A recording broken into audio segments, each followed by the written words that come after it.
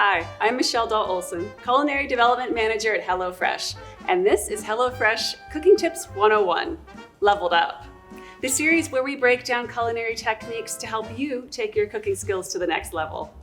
Today, I'm going to show you how to brown butter. Brown butter is a technique and an ingredient, and it couldn't be easier to pull off. Essentially, you're just melting and cooking butter, but there's some really cool science taking place behind the scenes that makes it extra special. It's called the Maillard effect, and it's the caramelization of proteins. You want to start by melting butter over a medium heat. If you have one, use a light-colored pan so that you'll be able to see the flecks. You're going to stir almost constantly to really encourage even cooking. The butter will melt and foam, and then after a few minutes, you'll start to see these amber brown flecks at the bottom of your pan. Now for the science of what's happening here.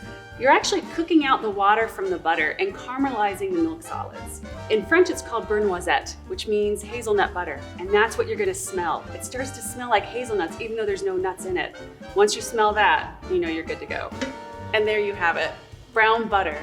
This delicious elixir imparts a rich, nutty flavor to anything it touches. From here, you can go savory and use it to build a pan sauce using herbs and aromatics. Or you can go sweet and use it in baked goods. Brown butter is especially delicious in chocolate chip cookies. Just chill it and use it like you would normal butter. Thanks for watching.